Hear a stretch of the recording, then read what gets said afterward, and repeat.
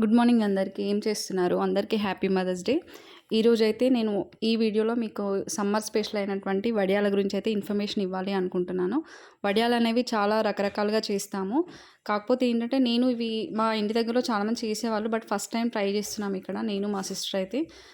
Rice వడియాలనమాట. So, దానికోసమైతే water first అంటే ఎసరంటాం కదా! అయితే పెట్టేసుకున్నాము. పెట్టేసుకొని తర్వాత బియ్యం అయితే నైట్ అంతా నానబెట్టుకొని నెక్స్ట్ డే మార్నింగ్ ఇట్లా వండుకుంటే చాలా మెత్తగా అయిపోతుందనమాట. ఈ వడియాలకొచ్చేసి మనం రైస్ అనేది చాలా మెత్తగా వండుకోవాలి. అప్పుడే అది మంచిగా మనకి వేయడానికి కూడా చాలా ఈజీగా ఉంటుంది. ఆరడం ఈజీగా ఆరుతాయి. మనం చేసినప్పుడు కూడా టేస్ట్ మంచిగా వస్తుందనమాట. సో, దానికోసమైతే నేను ఇక్కడ రైస్ అయితే ప్రిపేర్ చేసుకుంటున్నాను. అయితే మీకొక డౌట్ రావచ్చు. రైస్ అనేది మనము నార్మల్‌గా డైలీ రెగ్యులర్‌గా తింటాం గదా! అలా వండుకోవాలా అనేసేసి. అలా కాదండి. మనం రెగ్యులర్‌గా చేసుకునే దానికంటే మెత్తగా వండుకోవాలనమాట.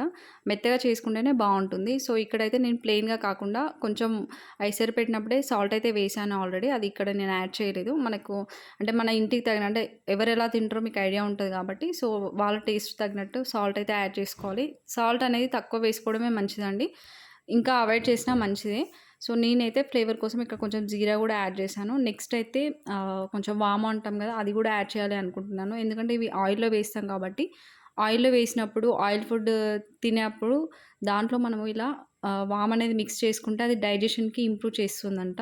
సో, దానికోసము ఆ ఫ్లేవర్ బావుంటుంది. డైజెషన్ ఇంప్రూవ్ చేస్తుంది. ప్లస్ మనకి కోల్డ్, కాఫ్ అట్లాంటివి ఏమన్నా ఉన్నప్పుడు గూడా ఇది యూజ్ చేయడం వల్ల తగ్గుతాయి కాబట్టి, ఇక్కడనైతే ఆ ఫ్లేవర్ వచ్చేలాగా నేను కొంచెం యాడ్ చేసుకున్నాననమాట.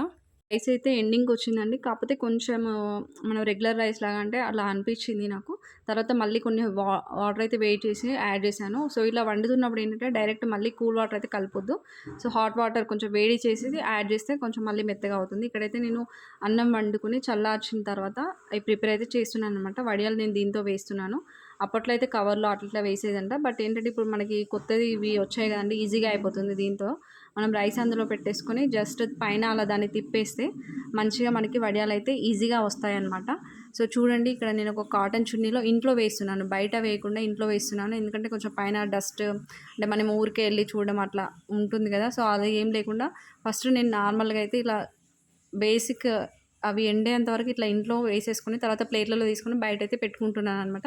సో, అవైతే ఎవరైనా వేయొచ్చండి. ఇవి చిన్న పిల్లలే వేశారనమాట. సో, అయి ఏ అసలు వాటికి షేప్ అని ఏం అవసరం లేదు. ఎట్లాగో మనం వేసేటప్పుడు అవి విరిచి వేస్తాం కాబట్టి అది ఎలా వచ్చినా ఓకే. షేప్‌లెస్ అనమాట. సో, మనకి ఆరడం ముఖ్యం అనమాట. అవి ఎలా వచ్చినా ఏం కాదు. ఇట్లా కాటన్‌లో వేసుకుంటే మనం తీసుకోవడం కూడా చాలా మంచిదనమాట.